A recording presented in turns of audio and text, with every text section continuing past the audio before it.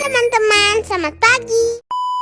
Assalamualaikum warahmatullahi wabarakatuh. Perkenalkan, kami dari kelompok 1 ingin membahas materi mengenai taksonomi Bloom. Sebelumnya, perkenalkan, nama saya Azura Grini Prilady Miradia dan rekan saya Angel Aulia Haritsa, Yandian Ratu Soleha, dan Riri Andriani. Oke, langsung saja kita masuk ke pembahasan yang pertama, yaitu mengenai revisi taksonomi Bloom. Jadi, kenapa taksonomi Bloom itu direvisi? Alasannya karena tuntutan perkembangan di dunia pendidikan yang bergerak sangat cepat dalam menciptakan sumber daya manusia yang berkualitas. Taksonomi Bloom direvisi juga karena adanya tuntutan untuk memadukan pemikiran-pemikiran dan pengetahuan-pengetahuan baru dalam sebuah kerangka kategorisasi tujuan pendidikan. Kemudian, taksonomi Bloom juga direvisi agar lebih jelas pemanfaatannya dan lebih mudah untuk diterapkan. Revisi taksonomi ini memberikan perhatian khusus atau perhatian lebih pada sisi pengetahuan kognitif. Selanjutnya yaitu apa perbedaan dari taksonomi Bloom yang lama dan yang sudah direvisi, dan juga apa saja domain penilaian dari taksonomi Bloom yang sudah direvisi.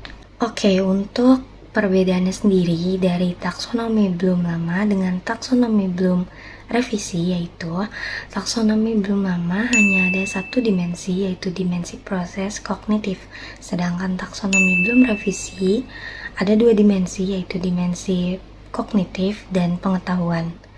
Untuk taksonomi Bloom lama yaitu dimensi proses kognitif, domain penilaiannya yaitu pengetahuan, pemahaman, aplikasi, analisis, sintesis, dan evaluasi. Sedangkan untuk taksonomi Bloom revisi terdapat dua dimensi. Yang pertama dimensi proses kognitif, yaitu mengingat, memahami, mengaplikasi, menganalisis, mengevaluasi, dan mencipta. Kemudian untuk dimensi proses pengetahuan yaitu pengetahuan faktual, pengetahuan konseptual, pengetahuan prosedural, dan pengetahuan metakognitif. Baik, mungkin cukup sekian pembahasan yang dapat saya jelaskan. Untuk pembahasan selanjutnya akan dijelaskan oleh rekan saya, yaitu Yandian Ratu Soleha. Domain afektif. Definisi domain afektif merupakan domain yang meliputi nilai, rasa, apresiasi, antusiasme, motivasi, dan sikap. Karakteristik dari domain afektif ini adalah minat, sikap, konsep diri, dan nilai. Komponen domain afektif menurut taksonomi Bloom revisi yaitu menerima fenomena, menanggapi fenomena, menghargai, pengorganisasian, dan internalisasi nilai.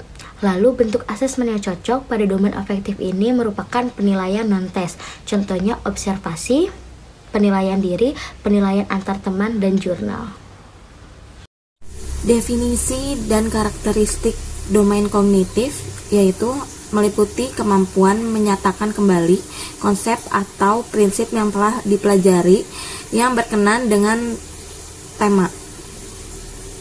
Untuk karakteristiknya itu ada mengingat, memahami, menerapkan, menganalisis, mengevaluasi, dan menciptakan. Mengingat adalah usaha mendapatkan kembali pengetahuan dari memori atau ingatan yang telah lampau. Memahami yaitu membangun sebuah pengertian dari berbagai sumber seperti pesan, bacaan, dan komunikasi. Menerapkan yaitu memanfaatkan atau mempergunakan suatu prosedur untuk melaksanakan percobaan untuk menyelesaikan masalah. Dan menganalisis itu memecahkan suatu permasalahan dengan memisahkan tiap-tiap bagian tersebut dengan cara mencari tahu karakteristik tersebut. Mengevaluasi yaitu memberikan penilaian berdasarkan kriteria dan standar yang sudah ada. Lalu menciptakan yaitu meletakkan unsur-unsur secara bersamaan untuk membangun kesatuan yang mengarahkan siswa untuk menghasilkan suatu produk. Ranah penilaian kognitif yaitu menyusun perencanaan penilaian, melaksanakan penilaian, memanfaatkan hasil penilaian, dan melaporkan hasil dalam bentuk angka dengan skala 0 sampai 100 dan deskripsi. Halo semua, perkenalkan nama saya Angel Lia Haritsa dengan NPM 0351210001. Tadi kita sudah belajar mengenai revisi taksonomi Bloom, pengertian dari penilaian kognitif, dan juga penilaian afektif. Nah, sekarang adalah materi terakhir, yaitu penilaian atau domain psikomotorik. Penilaian psikomotorik itu adalah ranah yang berkaitan dengan keterampilan atau skill atau kemampuan bertindak setelah seseorang menerima pengalaman belajar tertentu, di mana karakteristiknya itu dicirikan oleh adanya aktivitas fisik dan keterampilan kinerja oleh siswa serta tidak memerlukan penggunaan kertas dan juga pensil atau pena. Selanjutnya, untuk komponen kata kerja operasional yang dapat digunakan oleh guru untuk domain psikomotorik konkret, antara lain yang pertama ada meniru, di mana di dalamnya itu ada mencoba, menyalin, mengikuti atau gerakan, dan menduplikasi. Lalu, yang kedua itu ada membiasakan, yang di dalamnya ada merakit, membuat, mengkalibrasi, membangun, membongkar, menampilkan, membedah, merancangkan, memperbaiki, memanipulasi, mengukur, mencampur, mengatur, dan juga membuat sketsa. Yang ketiga itu mahir, yaitu memiliki keterampilan seperti merakit, membongkar, menampilkan, mengikat, menggelinding, memanaskan, memanipulasi, mengukur, dan mengatur sketsa, yang dimana bedanya dengan tingkat membiasakan adalah di tingkatan ini menunjukkan bahwa kinerja lebih cepat, lebih baik, lebih akurat, dan juga lain-lainnya. Yang keempat ada alami, yaitu menyesuaikan, mengubah, mengatur ulang, berorganisasi, merevisi, dan juga bervariasi. Dan yang kelima itu ada tindakan orisinal, yaitu menyusun, membangun, menggabungkan, membuat, merancang, memulai, dan juga berasal. Selanjutnya, untuk komponen kata kerja operasional untuk domain psikomotorik abstrak, yang pertama itu ada mengamati, yaitu seperti melihat, mendengar, membaca, menyimak, merasakan, mencermati, dan juga mengidentifikasi. Lalu yang kedua ada menanya, yaitu menanyakan secara lisan, menuliskan pertanyaan, dan juga mendiskusikan lalu bertanya jawab. Lalu selanjutnya yang ketiga itu ada mencoba, yaitu melakukan percobaan, mencari informasi, membaca, dan juga melakukan wawancara. Lalu yang keempat ada menalar, yaitu dengan menyimpulkan, menghubungkan, mengasosiasi, mengklasifikasikan, dan mencari hubungan sebab akibat.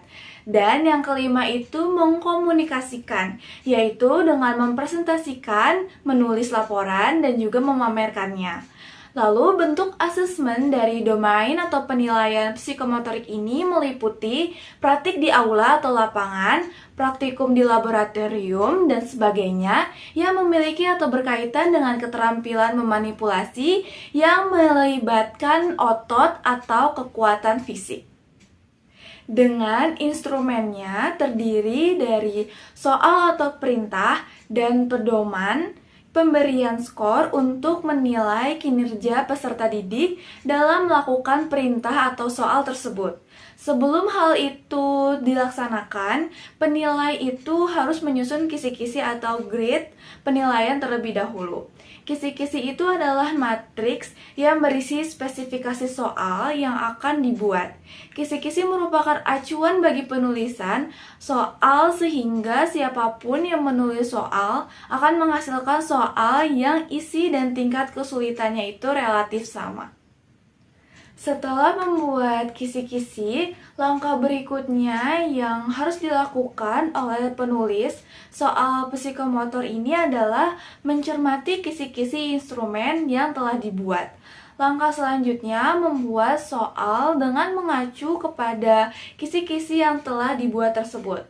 Instrumen berikutnya yang harus disiapkan adalah pedoman pemberian skor.